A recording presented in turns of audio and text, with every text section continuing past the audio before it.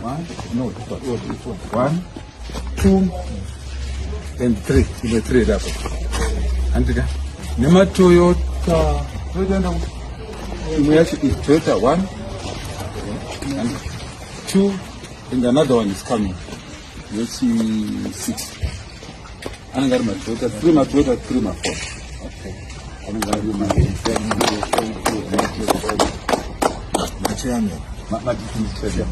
then mangwana ndo zvachagira vana vazotora vanoona mukomana wepano kubva kupa mota dzenyu 6 dzema DCA masingle cab mota yachena haigreen ngozi mufana kungora asi dzevamwe vese dzinofana kugrindoda in line with the process of standard. Dzese dzinofana kunge dzine swauti dzine picha yamunangagwa tichakumbira vakomana vacho vane vachiita zvinhu vaite zvinhu izvozvo. Saka zvinhu zvese zvasara nebank account ndobva ndapedza zvese zvandataura nazvo so handiti handikanga ndisi saka ndo seed ramangwana zvirambe zvakadaro. Saka no, we are grateful. You know, in Harare we've always lost the elections. Masquera say, Mure Zimbabwe, welcome to our channel Zim Confessions and Deep Secrets. Kana karike tanka go happen in the channel, please don't forget to subscribe. Kana chungo gara waka subscribe, but don't forget to comment and share this video. Nasi Mure Zimbabwe Tagwirei nyaya kupisa, nyaya kunetsa nyaya yabudiswa nekai mwacha buda chitaura chiti Kumira Mushe Farai Matsika hanzi the founder and CEO of Faramatsi Motors hanzi they are in serious disagreement na kuda kwashe Tagwirei vari kunzi akabhadhara mota kuita dzinokwana kuita 200 hanzi dziri chinzi dzida kudoneitwa kuzano PF hanzi akutaura iye ada kurifandwa mushure mekunge Vice President Anetsana NaChiwenga vakabuda vachitaura ivo vachiti hapana mota dzichadonetwa kubato rezano PF. Kumira Mushe Mure Zimbabwe chiri kunzi this deal ranga riri remari yaisvika ku 15 million Mure Zimbabwe pane mota dzinosanganisira maLand Cruisers, maGD6, maFortuner nemaraptor hanzi they are already stored ku depot reFaramatsi kuGreener site. So Kumira Mushe hanzi vachiwenga vakonzeresa bongozozo mushure mekunge vataura vachiti hapana mota dzavanga vachidonetwa kubato rezano PF. Chikaima chakabuda wambeya exendo vachitaura vachiti Farai Matsika and Tagwirei are in serious disagreement. Tagwirei paid cash for 200 vehicles, expecting them to be donated. But now Chiwenga has said that no vehicles will be donated to ZANU PF. Tagwirei is now demanding a refund. Farai Matsika of Faramatsi Motors, who handled the deal and made millions from it, is denying any wrongdoing, saying the agreement was made a long time ago. The deal involved 15 million worth of vehicles, including Land Cruisers, GD6, Fortuners, and Raptors. The vehicles are already stored at Faramatsi's depot in Granite site.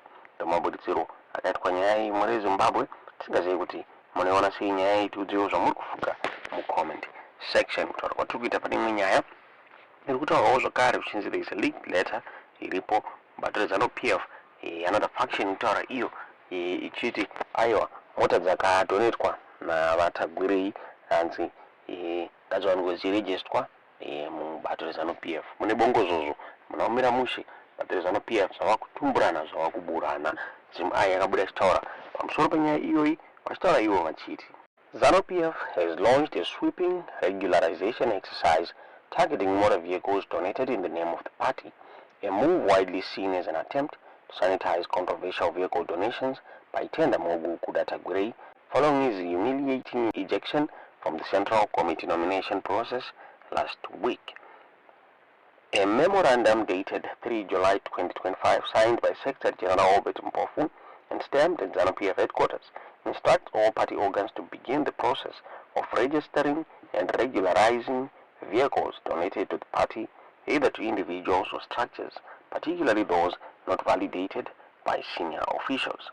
The memo states, the ZANU PF party is embarking on an exercise to regularize the use and registration of motor vehicles donated in the name of the party to either individuals or associations.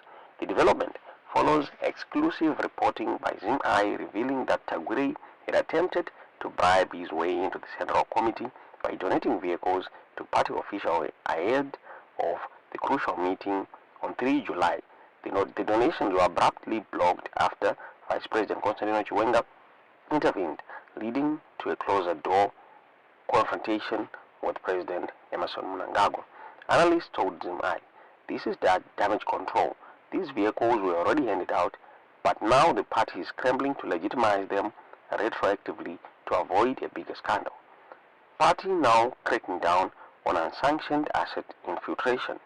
The memo cites Section 76 of the ZANU-PF Constitution, warning that donations made without validation from the Secretary General Treasurer and National Secretary for Transport will now be subject to seizure or re-registration. Party members have until 31 July 2025 to surrender such vehicles for vetting.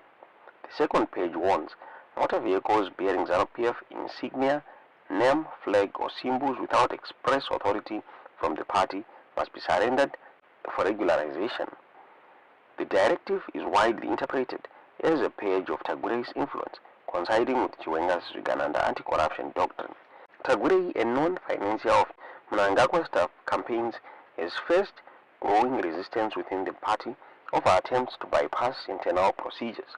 A senior party official told ZimEye, "We are no longer in 2018. The party is now under strict discipline. No one can use money to buy their way into power anymore, not even Tagwirei." What this means, Tagwirei's vehicles gifts are under review. Mnangagwa's authority is again undermined by internal backlash. The ZANU-PF leadership is signaling a crackdown on illicit influence. The car donation saga exposes deep fractures in the ruling elite.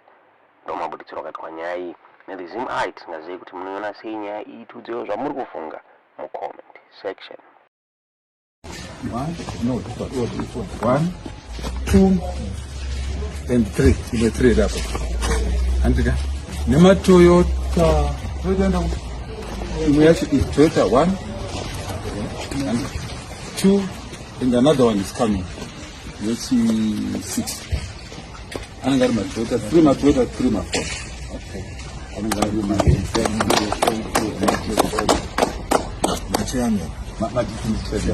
then mangwana ndo zvachagira vana vazotora vanoona mukomana wepano obva kupai mota dzenyu 6 dzema masingle cab mota yachen haigreen munofanira hamufani asi dzevamwe vese dzinofanira kugrindoga in line with the process of the msanga. Dzese dzinofanira kunge dzine swauti nepicha yaMnangagwa tichakumbira vakomana vacho vanenge vachiita zvinhu vaite zvinhu izvozvo. Saka zvinhu zvese zvasara nebank account ndobva ndapedza zvese zvandataura na kuratidza handikanganisi. Saka ndo seed